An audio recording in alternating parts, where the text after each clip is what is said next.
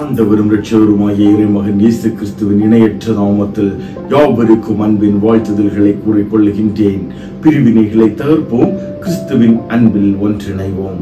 Let us destroy the divisions and be united in the love of Christ. Amen.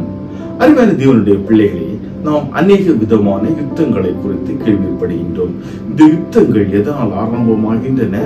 பகை உணர்வுகளினால் யுத்தங்கள் ஆரம்பமாகின்றன. போட்டி பொறாமைகளினால் யுத்தங்கள் ஆரம்பமாகின்றன. எரிச்சலினால் யுத்தங்கள் ஆரம்பிக்கின்றன. இப்படியான பல விதமான காரணங்களை நாம் கூறலாம். ஆனால் ஆதி காலகட்டங்களில் மனிதன் தன் கரங்களால் யுத்தம் செய்ய ஆரம்பித்தான். பிற்பாடு ஆயுதங்களை, கூர்மையான ஆயுதங்களை உபயோகித்து யுத்தம் செய்ய ஆரம்பித்தான். அதாவது கத்தி, வாள், ஈட்டி போன்ற கருவிகளை உபயோகித்து யுத்தங்களை செய்ய ஆரம்பித்தார்கள். அதற்கு பிற்பாடு வெடிபொருள்கள், அதாவது துப்பாக்கி, இது போன்ற அநேக விதமான ஆயுதங்களை கொண்டு யுத்தம் செய்ய ஆரம்பிக்கிறார்கள். இன்றைய காலகட்டங்களில் நவீனமான முறையில் அவர்கள் பயோவார் என்ற முறையில் அணுக்களை கொண்டு யுத்தம் செய்ய ஆரம்பிக்கிறார்கள். அருமையான தேவனுடைய பிள்ளைகளை, யுத்தங்கள் ஆதி முதல் இன்று வரை நடந்து கொண்டுதான் இருக்கின்றன. இந்த யுத்தங்கள் எல்லாவற்றிற்கும் வெற்றியும் உண்டு, தோல்வியும் உண்டு. ஒரு தரப்பினர் வெற்றி பெறலாம், இன்னொரு தரப்பினர் தோல்வியை சந்திக்கிறார்கள். ஆனால் ஒரே ஒரு யுத்தத்திற்கு தோல்வி என்பது கிடையாது. இந்த யுத்தத்தை செய்கிற யாவரும் வெற்றி பெறுவார்கள். அந்த யுத்தத்தை குறித்துதான் இன்று சற்று தியானித்து ஜெபிக்க வாஞ்சியாயிருக்கின்றேன். அந்த யுத்தம் ஒவ்வொரு மனிதனுடைய வாழ்க்கையிலும் மிகவும் இன்றியமையாத ஒரு யுத்தமாய் காணப்படுகின்றது. ஒவ்வொரு மனிதனுடைய தனிப்பட்ட வாழ்க்கையிலும் இந்த யுத்தம் மிக மிக முக்கியமாய் காணப்படுகின்றது. அவனுடைய ஆன்மீக வாழ்க்கைக்கு மிகவும் இன்றியமையாததாய் காணப்படுகின்றன. இந்த உலக பிரகாரமான வாழ்க்கைக்கும் இந்த யுத்தமானது மிகவும் முக்கியமாய் காணப்படுகிறது. அப்படியானால் இது என்ன யுத்தம்? முழங்கால் யுத்தம். ஒவ்வொரு மனிதனும் தன்னுடைய முழங்கால்களை முடக்கி கர்த்தருடைய சமூகத்தில் ஆண்டவரை நோக்கி முருக பிடிக்கும் யுத்தம். கர்த்தரிடமிருந்து தேவ பலனை பெற்றுக் கொள்ளும்படியான ஒரு யுத்தம். இப்பிரபஞ்சத்தின் பொல்லாத ஆவியின் சேனையின் கட்டுகளுக்கு எதிரான முழங்கால் யுத்தத்தை குறித்துதான் நாம் இன்று தியானிக்கவிருக்கின்றோம். இந்த யுத்தத்தை நாம் எதற்காக செய்ய வேண்டும் என்று பார்ப்போமே. ஆனால் ஏசாயா தீர்க்கதரிசியின் புத்தகம் 45 அதிகாரம் 23 வசனத்தில் கர்த்தர் இந்த யுத்தத்தை செய்யும்படியாக கட்டளையிடுகின்றார். ஏசாயா 45 அதிகாரம் 23 வசனம். முழங்கால் யாவும் எனக்கு முன்பாக முடங்கும், நாவு யாவும் என்னை முன்னிட்டு ஆணையிடும் என்று நான் என்னை கொண்டே ஆணையிட்டிருக்கிறேன்.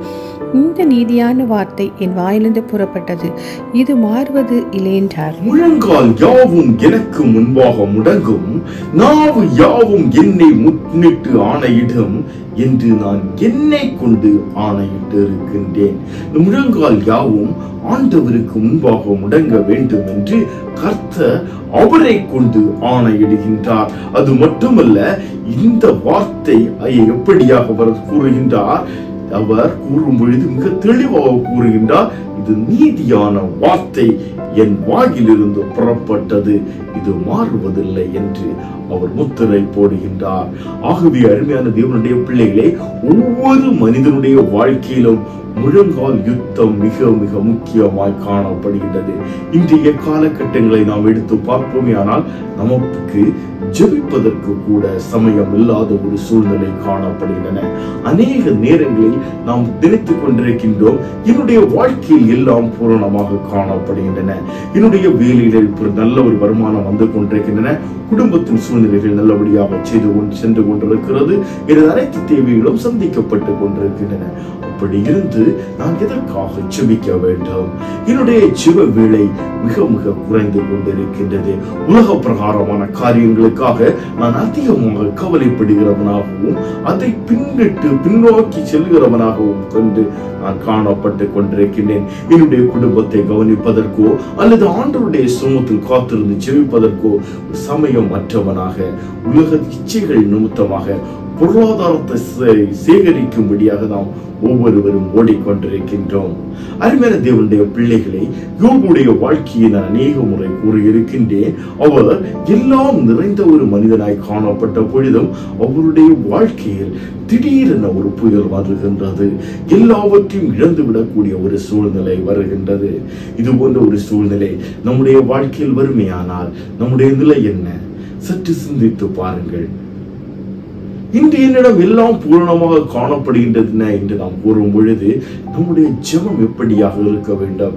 கர்த்தரை பற்றி பக்தி வைராக்கியத்தில் நாம் இன்னும் அதிகமாக நிலைநிற்க வேண்டும். நான் செல்லுகிற பாதைகளில் பலவிதமான போராட்டங்கள் வரும்பொழுது நான் என்ன செய்வேன்? ஆண்டவரே, என்னுடைய வாழ்க்கையில் எதற்காக விதமான போராட்டங்கள் வருகின்றன என்று கர்த்தருடைய சமூகத்தில் ஜெபித்து ஜெபித்து ஜெபித்து ஒவ்வொன்றியாக மேற்கொண்டு நான் மேல் எழுந்து வர ஆரம்பிப்பேன். ஆனால் என்னுடைய வாழ்க்கை எல்லாம் அமைதியாக வழியாக ஸ்மூத்தாக சென்று கொண்டிருக்கும் பொழுது கர்த்தரை விட்டு பின்மாறி சென்று விடக்கூடிய ஒரு சூழ்நிலை உருவாகி விடுகின்றன. அருமையான தேவனுடைய பிள்ளைகளை மிக மிக எச்சரிக்கையாக இருக்க வேண்டும். தானியேலுடைய வாழ்க்கையை நாம் பார்ப்போமேயானால் அவர் ஒரு ஜெப வீரனாய் காணப்பட்டார். தன்னுடைய அடிமைத்தன வாழ்க்கையில் காணப்படும் பொழுதும் அவர் ஆண்டவரை விட்டு ஒருபோதும் பின்மாறி செல்லவில்லை. இஸ்ரவேல் ஜனங்களை அடிமைகளாக அழைத்து சென்ற சமயத்தில் இந்த அடிமைகளை அழைத்து செல்லும் பொழுது என்ன செய்வார்கள்? அதில் திடகாத்திரமாய் இருக்கிற, அதாவது ஆரோக்கியமாய் இருக்கிறவர்களையும் நல்ல ஞானம் உள்ளவர்களையும் அழகும் சௌந்தரியமும் உள்ளவர்களை அரண்மனை பணிக்காக அழைத்து செல்வது வழக்கம். அரண்மனையில் சென்று இவர்கள் அடிமை வேலைகளை செய்து கொண்டிருப்பார்கள். அங்குள்ள வேலைகளை இவர்கள் செய்து கொண்டிருக்க வேண்டும். இப்படியாகத்தான் தானியேல், சாத்ராக், மேஷாக், ஆபேத்நேகோ அழைத்து செல்லப்படுகின்றார்கள். அவர்கள் எங்கெல்லாம் சென்றார்களோ அந்த இடத்திலெல்லாம் கர்த்தரை பற்றும் பக்தி வைராக்கியத்தில் நிலை நின்றார்கள். அருமையான தேவனுடைய பிள்ளையே, இந்த நேரத்தில் தான் ஒரு ஜனங்கள், ஒரு கூட்ட ஜனங்கள் கூட்டமாக ஆலோசித்து ராஜாவிடம் வந்து கூறுகிறார்கள், இந்த ஒரு மாத காலகட்டம் என்ன செய்ய வேண்டும்?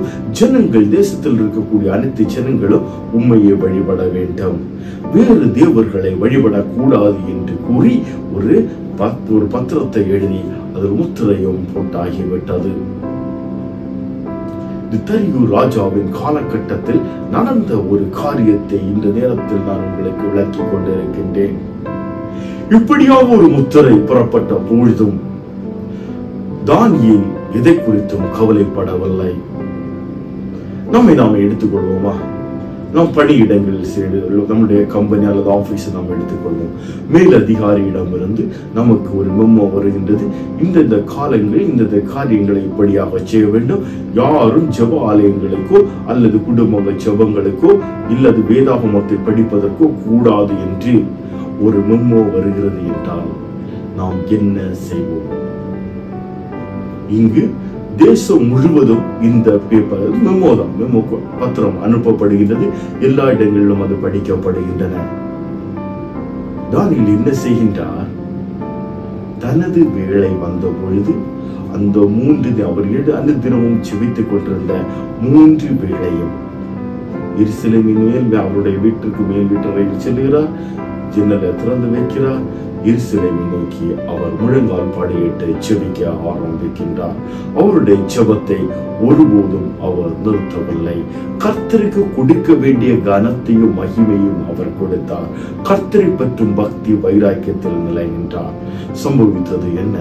அவரை பிடித்துக் கொண்டு போய் சிங்கங்களின் கெபியில் இடைகிறார்கள். கர்த்தர் சிங்கங்களின் வாய்களை கட்டி போட்டார். அது மட்டுமல்லங்க, அந்த தேசத்தின் ஜனங்கள் யாவரும் கர்த்தரை மகிமைப்படுத்தும்படியாக தானியேல் உயர்த்தப்படுகின்றார். அருமையான தேவனுடைய பிள்ளைகளே, இப்படியாக முழங்கால் யுத்தமானது கர்த்தருடைய நாமம் மகிமைப்படுவதற்கும் தேசங்களை ஜெயம் பெறுவதற்கும் பலவிதமான நெருக்கங்களில் ஜெயம் பெறுவதற்கும் நமக்கு முக்கிய காரணமாய் காணப்படும். முழங்காலிட்டு ஜெபித்த ஒருவரும் ஆண்டவரை விட்டு பின்மாறுவதற்காகவோ அல்லது ஆவியில் தொய்ந்து போவதற்கோ மாம்ச சரீரத்தில் தொய்ந்து போவதற்கோ தன்னுடைய வாழ்க்கை இழந்து போவதற்கோ எவ்விதமான ஒரு வாய்ப்பும் இல்லாதபடிக்கு முழங்கால் யுத்தமானது அனுதினமும் ஜெயத்தின் யுத்தமாய் காணப்படுகின்றன. தானியேலின் வாழ்க்கையில் அது ஜெயமாய் காணப்பட்டது. தானியேலின் புத்தகம் 6ஆம் அதிகாரம் 10ஆம் வசனத்தை நாம் படித்து பார்க்கும் பொழுது இந்த பத்திரம் எல்லா இடங்களிலும் கொடுக்கப்படுகின்றதை நாம் குறித்து அறிந்து கொள்ள முடிகின்றது. தானியேல் 6ஆம் அதிகாரம் 10ஆம் வசனம். தானியேலோ வென்றால் அந்த பத்திரத்துக்கு கையெழுத்து வைக்கப்பட்டது என்று அறிந்த போதிலும் தன் வீட்டுக்குள்ளே போய் தன் மேலறையில் எருசலேமுக்கு நேராக பலகணிகள் திறந்திருக்க அங்கே தன் முன் செய்து வந்தபடியே தினம் 3 வேளையும் தன் தேவனுக்கு முன்பாக முழங்கால் படியிட்டு ஜெபம் பண்ணி ஸ்தோத்திரம் செலுத்தினான். சிந்தித்து பாருங்கள், இப்படியான ஒரு சூழ்நிலை வரும் பொழுது நமக்குள்ளாக இப்படிப்பட்ட ஒரு பயம் வருகின்றது. ஐயோ, கம்பெனியில் இப்படியாக ஒரு மெமோ கொடுத்து விட்டார்கள், ஆக நான் என்ன செய்ய மாட்டேன், இனி வேதாகமத்தை எடுக்க மாட்டேன், ஜெப ஆலயங்களுக்கு செல்ல மாட்டேன், எனக்கு ஓவர் டைம் இருக்கின்றது, எனக்கு பணி இருக்கின்றது, வேறு இடத்தில் இருக்க வேண்டியது இருக்கின்றது, எனக்கு இப்படியாக வேலைகளை செய்ய வேண்டி இருக்கிறது, எனக்கு இவ்வளவு வருமானங்கள் வர வேண்டி இருக்கிறது, இப்படியாக அநேக விதமான சாக்குப்போக்கு காரணங்களை நாம் கூறி ஆண்டவரை முருக பிடிப்பதை விட்டு விடுகின்றோம். ஆனால் இங்கு தானியேல் இதை குறித்தும் பயப்படவில்லை. கர்த்தரை பற்றிய பக்தி வைராக்கியம் அவருக்குள்ள காணப்பட்டபடியினால் அவர் முழங்கால் படியிட்டு செபித்தார். அருமையான தேவனுடைய பிள்ளைகளை, நம் ஒவ்வொரு மனிதனுடைய வாழ்க்கையிலும் இப்படியான ஆண்டவரை குறித்ததான ஒரு பக்தி வைராக்கியம் காணப்பட வேண்டும். எவ்விதமான சூழ்நிலைகள் வரலாம், மரண போராட்டமே நம்முடைய வாழ்க்கையில் காணப்படலாம். ஆனால் கர்த்தருடைய சமூகத்தில் முழங்கால் படியிடுவோமே ஆனால் கர்த்தர் நம்மை எல்லா தீங்குகளுக்கும் எதிராக நம்மை விடுவித்து வெற்றியின் பாதையில் வழிநடத்துவார். நம்மை யாரெல்லாம் தலைகுனிய வைக்கிறார்களோ அவர்கள் முன்னிலையில் நம்முடைய தலையை நிமிரச் செய்வார், தலை நிமிர்ந்து நடக்க செய்வார், உயர்ந்த அந்தஸ்துகளில் வைப்பார், அநேகருக்கு பிரயோஜனம் ஒரு பாத்திரமாக எடுத்து பயன்படுத்துவார். அது எவ்வளவு அளவும் ஐயம் அல்ல. ஆண்டவராகிய இயேசு கிறிஸ்துவின் வாழ்க்கையை நாம் பார்ப்போமே ஆனால் லூக்காவின் சுவிசேஷ புத்தகம் 22ஆம் அதிகாரம் 41 முதல் 44 வரை உள்ள வேத பகுதியில் ஆண்டவர் அவரை சிலுவையில் அறைய கொண்டு செல்லக்கூடிய நாட்கள், அந்த கால நேரத்தில் அவர் என்ன செய்கிறாரா? போய் உட்கார்ந்து ஜெபம் பண்ணுகிறார், முழங்கால் படியிட்டு ஜெபிக்கிறார். வேத பகுதியை படிக்க கேட்போமா? லூக்கா 22ஆம் அதிகாரம் 41 44 வசனம் முடிய. அவர்களை விட்டு கல்லறி தூரம் அப்புறம் போய் முழங்காற்படியிட்டு, பிதாவே உமக்கு சித்தமானால் இந்த பாத்திரம் என்னை விட்டு நீங்கும்படி செய்யும், ஆயினும் என்னுடைய சித்தத்தின் படியல்ல உம்முடைய சித்தத்தின் படியே ஆகக்கடுவது என்று ஜெபம் பண்ணினார். அப்பொழுது வானத்திலிருந்து ஒரு தூதன் தோன்றி அவரை பலப்படுத்தினார். அவர் மிகவும் வியாகுலப்பட்டு அதிக ஊக்கத்தோட ஜெபம் பண்ணினார். அவருடைய வேர்வை இரத்தத்தின் பெருந்துளியாய் தரையிலே வீழ்ந்தது. மிக தெளிவாக குறிப்பிடுகின்றார் எப்படியாக அவர் கல்லறி தூரம் புறப்பட்டு சென்று முழங்காற்படியிட்டு பிதாவை நோக்கி ஜெபிக்க ஆரம்பிக்கின்றார். ஆண்டவரே, இந்த பாத்திரம் என்னை விட்டு நீங்க கூடுமானால் நீங்கட்டும், ஆனாலும் என்னுடைய சித்தத்தின்படி இல்ல, உங்களுடைய சித்தத்தின்படியே இந்த காரியங்கள் நடப்பதாக என்று அவர் மிகவும் வியாகுலப்பட்டு ஜெபிக்கின்றார். நன்றாக அறிந்து கொள்ளுங்கள், ஆண்டவர் முழங்கால் படியிட்டு ஜெபிக்கின்றார். அவர் முழங்கால் படியிட்ட ஸ்தலம் மிகவும் கற்களும் கடூரமான ஒரு பகுதியாய் காணப்பட்டது. கூர்மையான கற்கள் அந்த இடத்தில் காணப்படும்.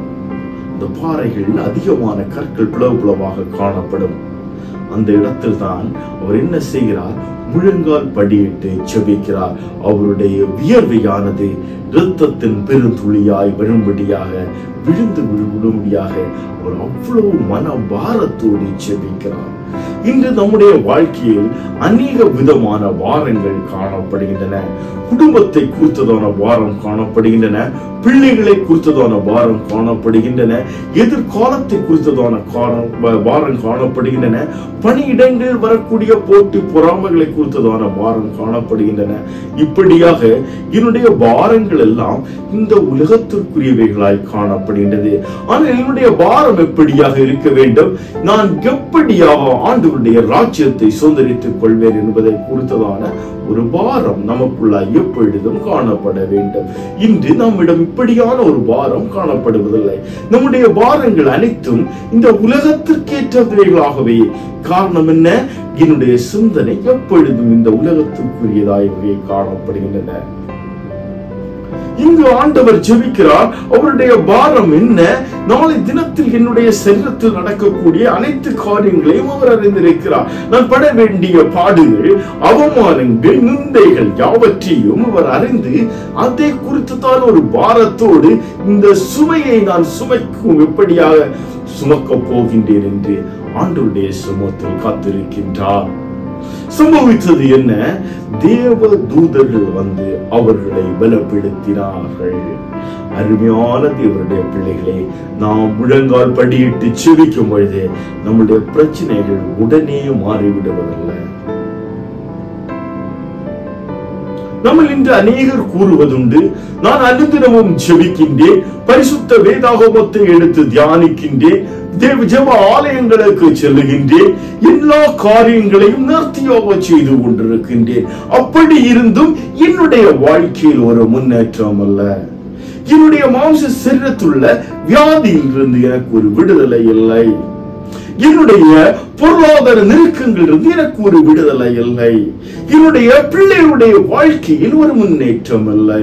இப்படியாக நம் ஒவ்வொரு செகண்டும் ஆண்டவருடைய சமூகத்தில் முறுமுறுக்கிறவர்களாய் காணப்படுகின்றோம். அருமையான தேவனுடைய பிள்ளைகளை நன்றாக அறிந்து கொள்ளுங்கள். இங்கு இயேசு ஜெபிக்கின்றார். தேவ தூதர்கள் வந்து அவரை பலப்படுத்துகிறார்கள். இந்த பாத்திரம் அவரை விட்டு நீங்க போகவில்லை. காரணம் என்ன? இது அவர் நிறைவேற்ற வேண்டியதாயிருக்கின்றது. இப்படியாக நம் ஒவ்வொருவரை குறித்தும் கர்த்தருக்கு ஒரு திட்டம் உண்டு. அந்த திட்டத்தை நிறைவேற்றும்படியாக அநேக வழிகளில் கர்த்தர் நம்மை வழி நடத்துவார். அந்த சமயங்களில் எல்லாம் நாம் என்ன செய்ய வேண்டும்? கர்த்தரை பற்றி பக்தி வைராக்கியத்தில் முழங்கால் படியிட்டு தேவனை நோக்கி பார்த்து கொண்டிருக்க வேண்டும். ஆண்டவரே, உம்முடைய பிரசன்னத்தினால் என்னை நிரப்பும். தேவ பிரசன்னம் என்னை ஆளுகை செய்யட்டும். ஆண்டவரே, விதமான சூழ்நிலைகளை மேற்கொள்ளக்கூடிய தேவ பலனை எனக்கு தாங்க. நீங்க ஞானத்தில் சிறந்தவராய் இருக்கிறீங்க. சர்வத்தையும் சிருஷ்டித்த சர்வ வல்லமையுள்ள தகப்பனாய் இருக்கிறீங்க. அப்பா, உம்முடைய தேவ ஞானத்தை எனக்கு தாங்க. இந்த சூழ்நிலைகள், இந்த வியாதியின் பிடிகள், இந்த மரண வியாதியின் வலிகள், பொருளாதார நெருக்கங்கள், பிள்ளைகளை குறித்ததான பாரங்கள், குடும்பத்தின் சுமைகள், இதெல்லாவற்றையும் மேற்கொள்ளக்கூடிய தேவ பலனை எனக்கு தாங்க என்று ஆண்டவருடைய சமூகத்தில் நாம் முழங்கால் படியிட வேண்டும். நாம் முழங்கால் படியிட்ட உடனே இதெல்லாம் உடனே சரியாகி விடுமா? நிச்சயமாக இல்லை. இதெல்லாவற்றையும் மேற்கொண்டு இதன் ஊடாக நடப்பதற்கு ஏற்ற தேவ பலனை கர்த்தர் நமக்கு தருவார்.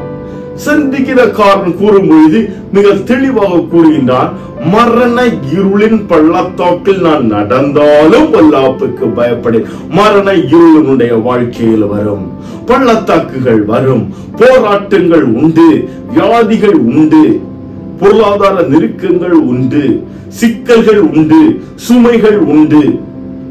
எல்லாவற்றையும் மேற்கொள்ளக்கூடிய தேவ பலனை கர்த்தர் உனக்கு தரும்படியாக முழங்கால் படியிட்டு ஜெபிக்க வேண்டும்.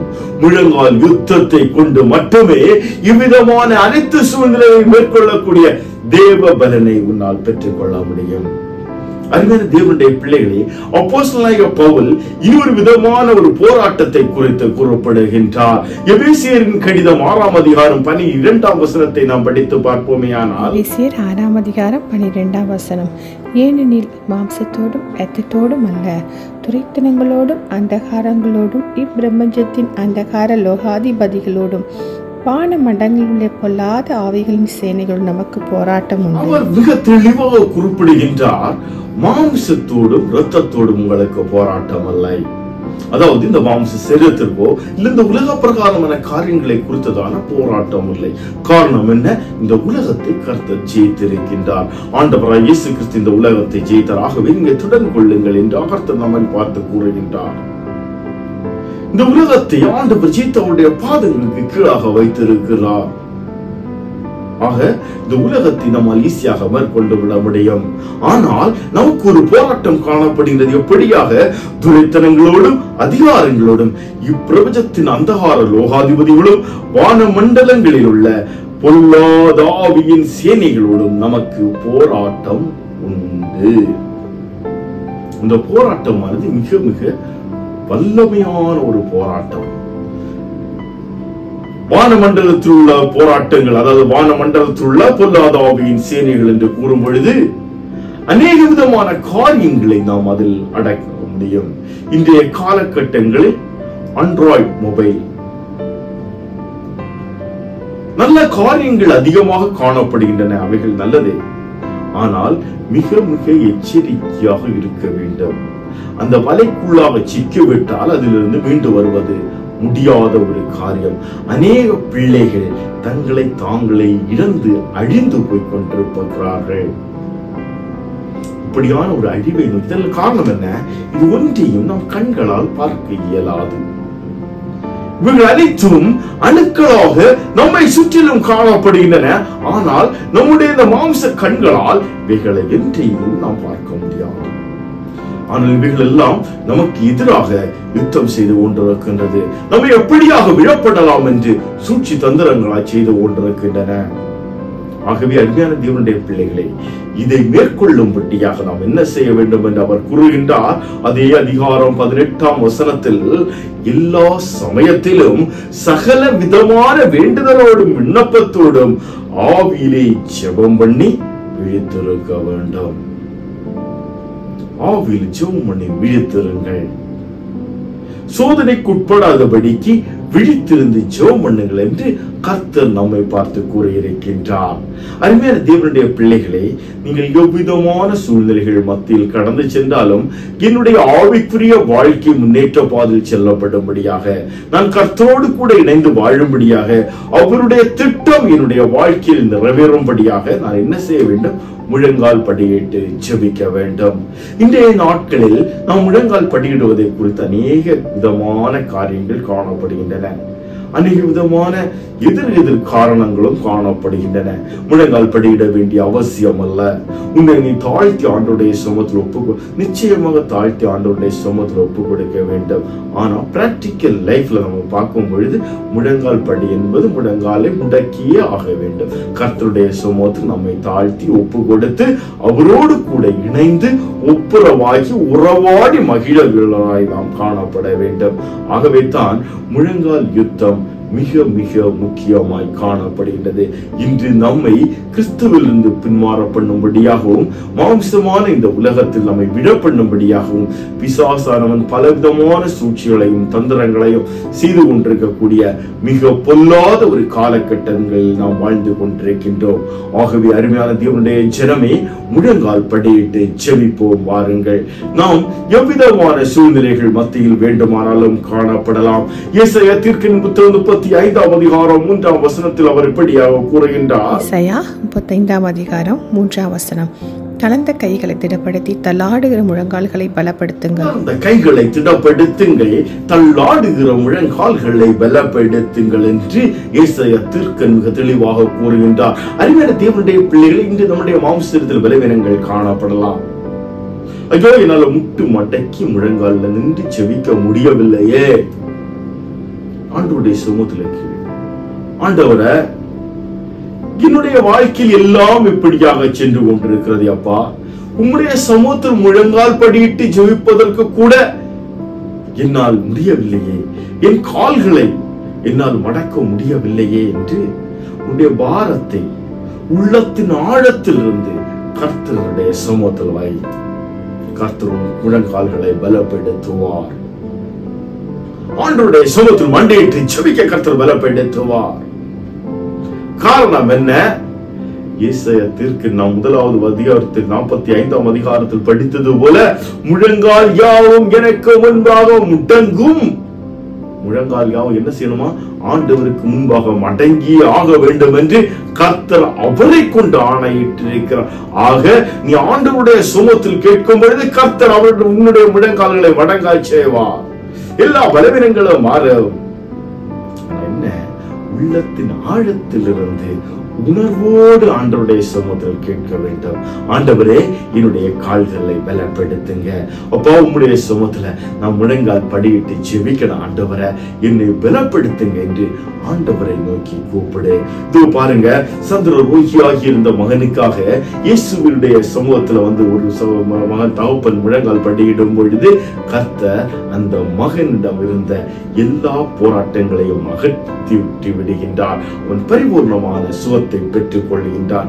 குஷ்டரோகியாக இருந்த ஒருவன் இயேசுவின் சமூகத்தில் வந்து முழங்கால் படியிட்டு ஆண்டவருக்கு சுத்தமானதாகும் என்று அவரிடம் கூறிய பொழுது அவரை சுத்தமாக்குகின்றார். அருமையான தேவனுடைய பிள்ளைகளே, கர்த்தருடைய சமூகத்தில் முழங்கால் படியிட்ட ஒருவரும் வெட்கப்பட்டு போனதில்லை, ஒருவரும் வெறுமனை சென்றதில்ல. கர்த்தரால் விடுவிக்கப்பட்டிருக்கிறார். ஆகவே தன் 1வது கூறின, இந்த யுத்தம் செய்வீர்களே ஆனால் நிச்சயமாக வெற்றி உண்டு. இந்த யுத்தத்திற்கு தோல்வி என்பது இல்லை. முழங்கால் யுத்தத்திற்கு தோல்வி என்பது ஒருபோதும் கிடையாது. நீ ஆண்டவருடைய சமூகத்தில் முழங்கால் படியிட்டு யுத்தம் செய்ய ஆரம்பித்தால் இப்பிரபல பொல்லாதாவின் சேனையின் கட்டுகள் எல்லாம் நொறுங்கப்படும். உன்னை சுற்றிலும் இருக்கக்கூடிய அந்தகாரத்தின் கிரியைகள் எல்லாம் மாறும். அப்படியான ஒரு வழி உனக்காக அப்படி ஆயத்தப்படுத்தப்படும். எப்படியாக சிவந்த சமுத்திரத்திற்கு முன்பாக ஒரு வழி ஆயத்தம் பண்ணப்பட்டதோ அப்படியாக உனக்கும் ஆண்டவருக்கு முன்பாக ஒரு வழி ஆயத்தம் பண்ணப்படும். அந்த வழியாக நீ பிரவேசித்து ஆண்டவரோடு கூட இணைந்து தேவ பலனை பெற்றுக் கொள்ள முடியும். ஒன்று உன்னை அணுகாது, எந்த தீங்கும் உன்னை அணுகாது. ஆனா எல்லாம் என்ன செய்யும்? உன்னை வந்து பயமுறுத்தி கொண்டே தான் இருக்கும். ஒருபோதும் பயந்து விடாத. முழங்கால் பண்படியிட்டு செபிக்கும் போது எந்த காரணத்தை கொண்டு பயந்து விடாத. பயம் உனக்குள்ள வரவே கூடாது. காரணம் என்ன?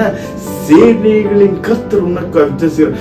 எப்ப முழங்கால் படிக்கிறோம் அப்ப உன்னை சுற்றிலும் அக்கிரமமான குதிரைகளும் சேனைகளும் ஆண்டோடைய அக்கிரமமான குதிரைகளும் சேனைகளும் காணப்படுகின்றன. ஒருபோதும் பயப்படாது. இந்த உலகத்தை சேர்த்த தேவனை நீ ஆராதிக்கின்றாய். வெறுமனை யாரையோ நீ ஆராதிப்பதல்ல. உன்னை பேர் சொல்லி அழைத்த, தாயின் கருவில் இருக்கும்போது உன்னை பேர் சொல்லி அழைத்த உன் தகப்பனை நீ ஆராதிக்கின்றாய்.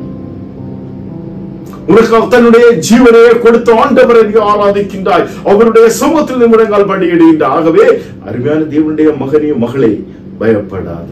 முழங்கால் படி போடு. கர்த்தரை நோக்கி கூப்பிடு. கர்த்தர் உன்னுடைய வாழ்க்கையில் எல்லா தீமைகளை நன்மைகளாக மாற்றுவார். உன்னை வாழக்கவர் தலையாக மாற்றுவார். உயர்ந்த அடைக்கலங்கள் வைப்பார். அனைவருக்கும் பிரயோஜன பாத்திரமாக எடுத்து பயன்படுத்துவார். தன்னுடைய வாழ்க்கையை பாருங்க. அவருடைய முழங்கால் யுத்தம் அநேக ஜனங்களுக்கு பிரயோஜன பாத்திரமாக அவரை மாற்றியது. சங்கீதக்காரன் நம்மளை அழைக்கிறாங்க. எப்படியாக 95ஆம் அதிகாரம் 6ஆம் வசனத்தை நாம் படித்து பார்ப்போமே. ஆனால் சங்கீதம் 95ஆம் அதிகாரம் 6ஆம் வசனம், நம்மை உண்டாக்கின கர்த்தருக்கு முன்பாக நாம் பணிந்து குனிந்து முழங்கால் படியிட கடவும் வாருங்கள். நம்மை உண்டாக்கிய கர்த்தருக்கு முன்பாக நாம் பணிந்து குனிந்து முழங்கால் படியிடுவோம் வாருங்கள் என்று அவர் அழைப்பு விடுகின்றார். ஒரு அழைப்பை கேட்டு ஆண்டவருடைய சமூகத்தில் ஒப்புக் கொடுப்போமா? ஆண்டவரே, இதோ நீங்க சொல்லி இருக்கிறீங்க ஆண்டவரே, முழங்கால் படிகள் யாவும் முடங்கும். உமக்கு முன்பாக இதோ நாங்கள் மண்டியிடுகிறோம் அப்பா. எங்களை முற்றிலுமாக தாழ்த்துகிறோம். நாங்கள் அல்ல தகப்பனே, எங்களை திறந்தெடுத்த தகப்பன் நீங்க ஜீவனுள்ள தேவனாயிருக்கிறீங்க. உம்முடைய ஜீவன் எங்களுக்காக தந்திருக்கிறீங்க.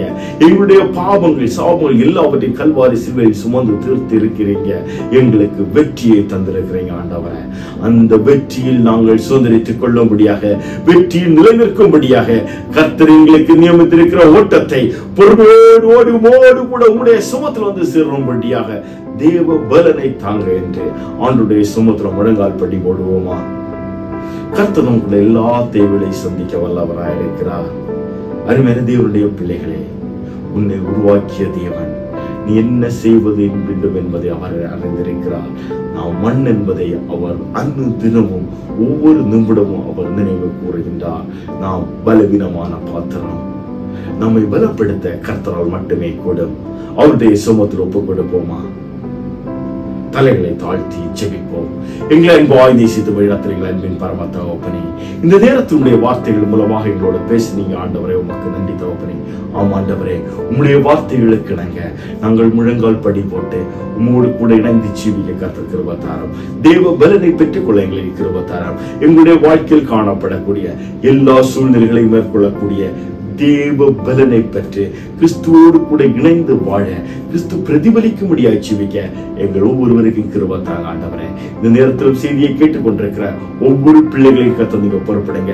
ஒவ்வொருத்தர் வாழ்க்கையிலும் அநாதி தேவன் நீங்க வல்லமையாய் கிரியை செய்யும்படியாக ஜெபிக்கிறேன். ஒவ்வொருத்தருடைய வாழ்க்கையிலும் காணப்படக்கூடிய எல்லா போராட்டங்களையும் மேற்கொள்ளக்கூடிய தேவ பலனை கொடுங்க ஆண்டவரே. கர்த்தருடைய சமூகத்தில் முழங்கால் படியிட்டு வெற்றியின் பாதையில் செல்ல கர்த்தர் ஒவ்வொருவருக்கும் கிருபை பாராட்டும்படியாக ஜெபிக்கிறேன். உங்களுடைய நாமம் மையப்படும்படியாக ஜெபிக்கிறேன். ஒவ்வொரு பிள்ளைகளையும் கர்த்தர் நீங்க வல்லமையாக எடுத்து பயன்படுத்தும்படியாக ஜெபிக்கிறேன். உங்களுடைய நாமம் மையப்படட்டும். மீட்பெருமிச்சவமாகிய இயேசு கிறிஸ்துவின் மூலம் பிதாவே, ஆமென். என் ஆத்துமாவே கர்த்தரை தோத்திரி, என் முழு உள்ளமே அவருடைய பரிசுத்த நாமத்தை தோத்திரி. என் ஆத்துமாவே கர்த்தரை தோத்திரி, அவர் செய்த சகல உபகாரங்களையும் மறவாதே. ஆமென். ஆசீர்வாதம் நமது ஆண்டவராய் இயேசு கிறிஸ்துவின் கிருபையும் அன்பும் சமாதானமும் இன்றும் என்றும் சதா காலங்களிலும் நம் அனைவரோடும் கூட இருப்பதாக. அதே போல தானே கர்த்தருடைய சமூகத்தில் முழங்கால் படியிட்டு கர்த்தர் நமக்கு வைத்திருக்கிற அவருடைய அனாதி ஆசீர்வாதங்களை சொந்தரித்துக் கொள்ள கர்த்தர் நம் ஒவ்வொருவருக்கும் கிருபை பாராட்டுவாராக. ஆமென். அருமையான தேவனுடைய பிள்ளைகளே, இந்த செய்தி உங்களுடைய வாழ்க்கையில் பிரயோஜனமாக இருக்கும் என்று நீங்கள் கருதினால் உங்கள் நண்பர்களுக்கும் பகிருங்கள். அவர்களும் கர்த்தருடைய சமூகத்தில் முழங்கால் படியிட்டு தேவ பலனை பெற்று இந்த உலகத்தை ஜெயிக்கட்டும்.